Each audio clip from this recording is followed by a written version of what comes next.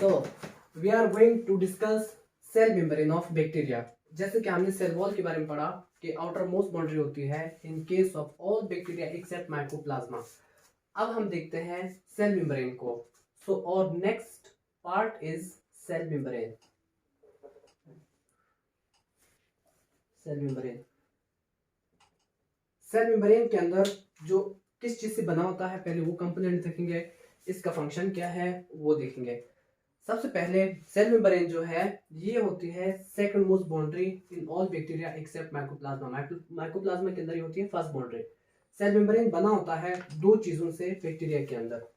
एक होती है आपके लिपिड्स और सेकंड होते हैं प्रोटीन्स।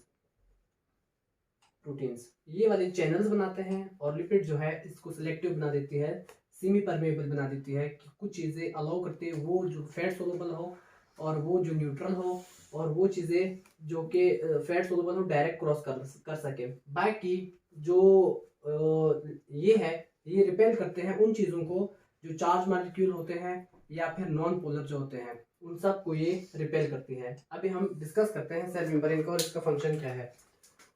सेल मेम्ब्रेन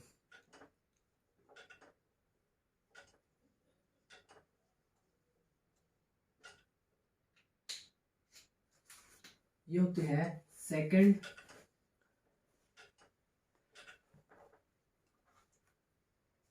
पार्ट और layer of bacteria just below the cell wall except mycoplasma.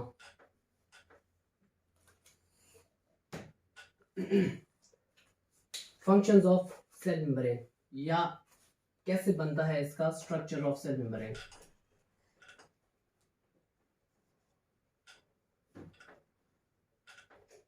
Cell membrane बना होता है दो चीजों से।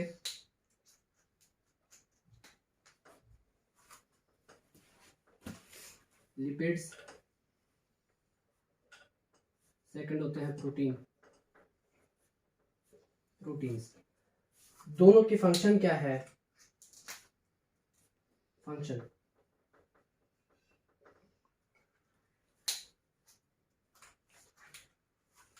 lipids make the membrane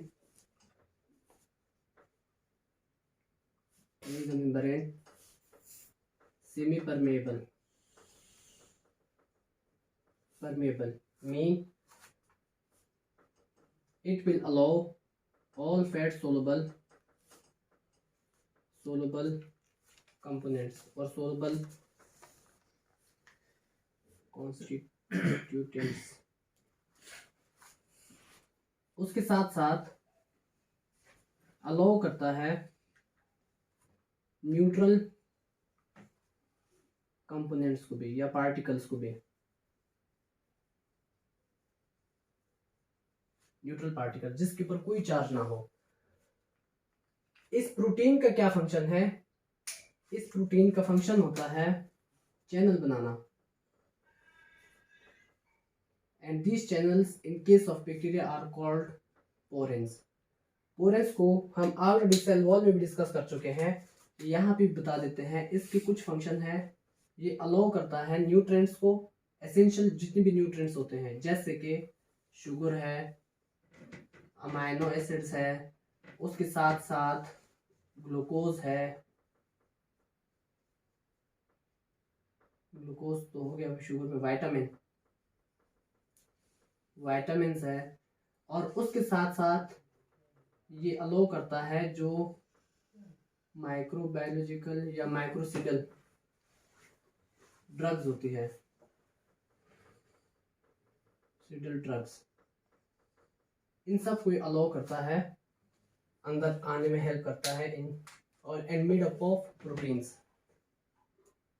ये है हमारे सेल मेम्ब्रेन और इसकी। अभी हम डिस्कस करेंगे इंटरनल कंपोनेंट्स ऑफ बैक्टीरिया। सबसे पहले जो हम डिस्कस करेंगे साइटोप्लाज्म के बारे में, देन हम डिस्कस करेंगे क्रोमोसोम, प्लाज्मिड, ठीक है, और उसके साथ साथ हम डिस्कस करेंगे फर्दर राइबोसोम्स को, और 30 यूनिट क्या होते हैं, 50 के यूनिट क्या होते हैं, और इसके काम क्या है, फंक्शंस क्या है, क्यों इंपॉर्टेंट है, सारी चीज़ों को हम वन बाय वन देखते हैं। तो सबसे पहले हम डिस्कस करेंगे साइटोप्लाज्म को। साइटोप्लाज्म इंटरनल कंपोनेंट में से जो पहला है वो है साइटोप्लाज्म। थोड़ी सी इसकी डिटेल। साइटोप्लाज्म जो है प्लाज्मा मेम्ब्रेन साथ साथ होती है और ये जेल लाइक की नेचर होती है, जेल लाइक, और ये मोस्टली जो होता है वाटर मेड होता है। उसके साथ साथ सेवरल न्यूट्रिएंट भी इसके अंदर होते हैं, विटामिन्स होते हैं, राइबोसोम्स एटसेट्रा, प्लाज्मिड, सारे साइटोप्लाज्म के अंदर ही तैर रहे होते हैं। उसके साथ साथ न्यूक्लियस भी साइटोप्लाज्म के अंदर ही होता है, और इसका इम्पोर्टेंट फंक्शन जो है साइटोप्लाज्म का, उसमें से आते हैं कॉमन सेल स्ट्रक्चर्स होते हैं जिसमें राइबोसोम्स होते हैं, प्लाज्मिड्स वगैरह होते हैं। देन इसके स्ट्रक्चर में से ये बहुत इंपॉर्टेंट चीज़ें करता है जिसमें आती है ट्रांसपोर्ट, और उसके साथ साथ ये करते हैं ग्रोथ और मेटाबॉलिज्म, उसके साथ साथ रेप्लिकेशन को भी ये प्रमोट करता है साइटोप्लाज्म। सही है। अभी हम देखते हैं इसके इंपॉर्टेंट फंक्शन में से सबसे पहला जो है हम देखेंगे कि कहाँ पे होता है।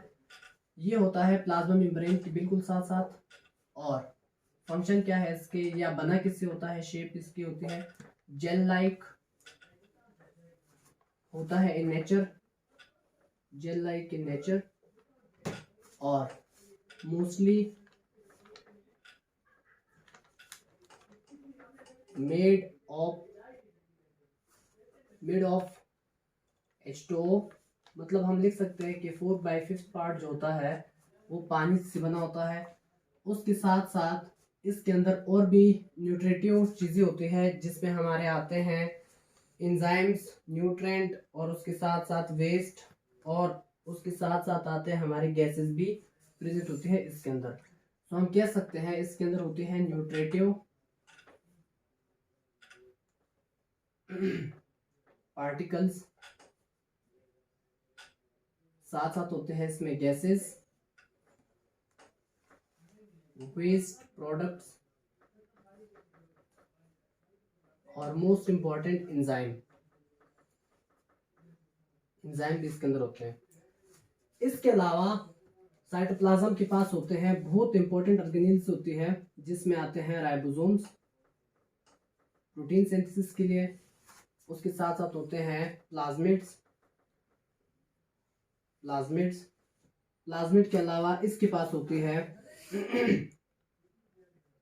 न्यूक्लिक एसिड, या हम कह सकते हैं न्यूक्लियोइड, और उसके अलावा इसके पास होते हैं क्रोमोसोम्स या जेनेटिक मटेरियल, डीएनए।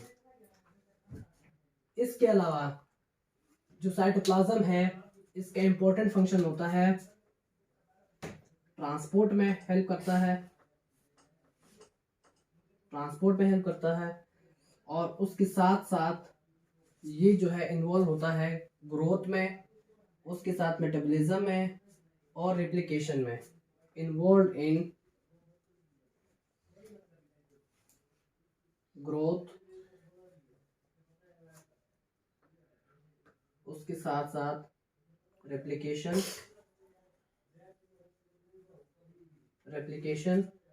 और उसके अलावा इन्वॉल्व होता है मेटाबॉलिज्म में, also involve in metabolism.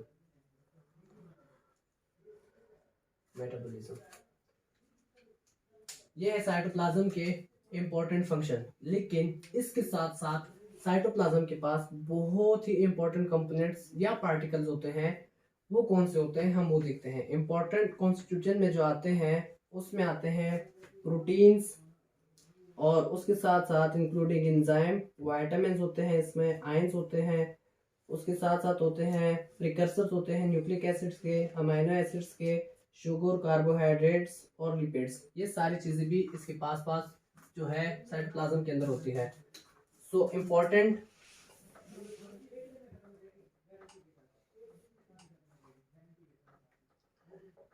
constituents.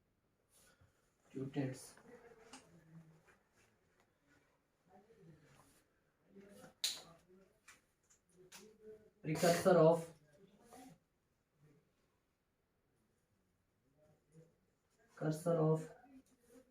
amino acids, precursor of nucleic acid. उसके साथ साथ इसके पास होते हैं carbs,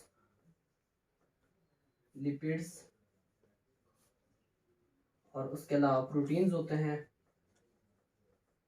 proteins and enzymes. Vitamins